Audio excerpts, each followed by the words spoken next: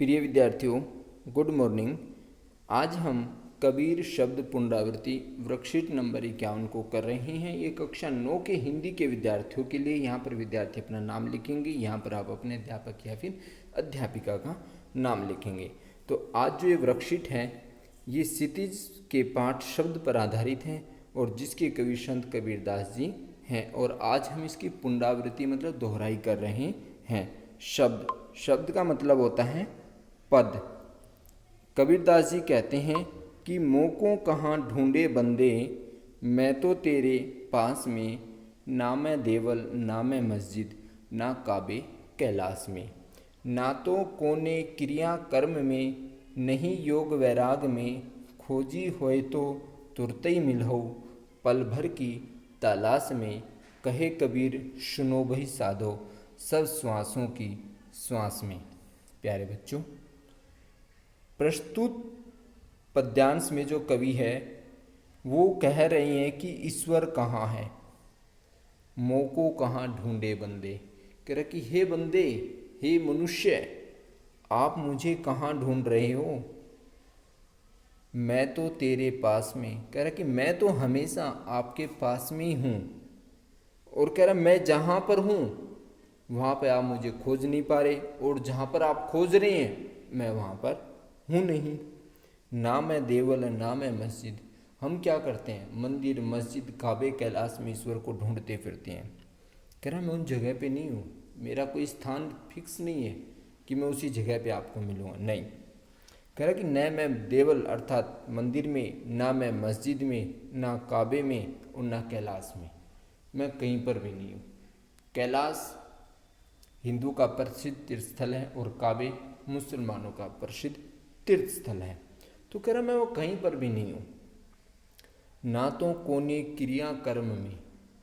कह रहा कि मैं ये जो विशेष प्रकार के क्रियाक्रम है, यज्ञ है, साधना है, कुछ भी जो भी क्रियाक्रम है समाज के अंदर जो अपनाए जाते हैं पद्धतियाँ, कह रहा उन क्रियाक्रमों को करने से मैं नहीं मिलता हूँ किसी को भी।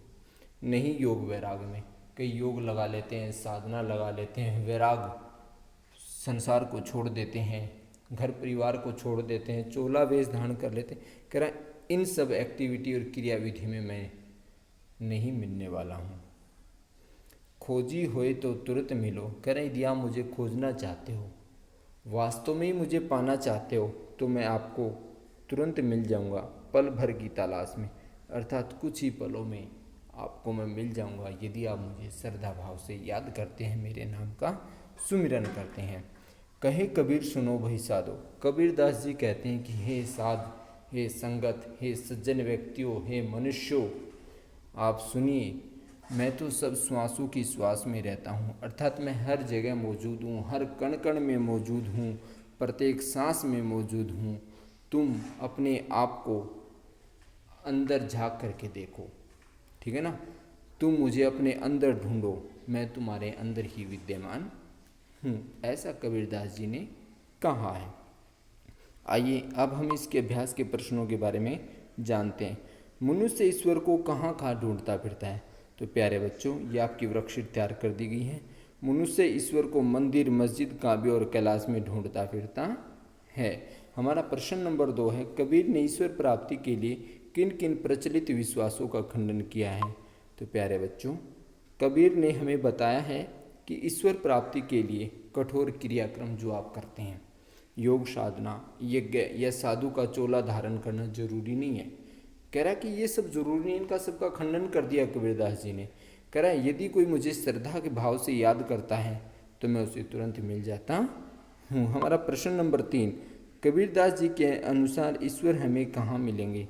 तो प्यारे बच्चों, कबीरदास जी के इस अनुसार ईश्वर हमें अपने मन के ही अंदर मिलेंगे, क्योंकि कबीरदास जी कहते हैं मैं सब श्वासों की श्वास में हूँ। प्रश्न नंबर 4, कबीरदास जी ने ईश्वर को सब श्वासों की श्वास क्यों कहा है। तो कबीरदास जी के अनुसार ईश्वर प्रत्येक कण कण में मौजूद है, प्रत्येक सांस में मौजूद है, इसलिए कबीरदास जी ने ईश्वर को सब श्वासों की श्वास में कहा है।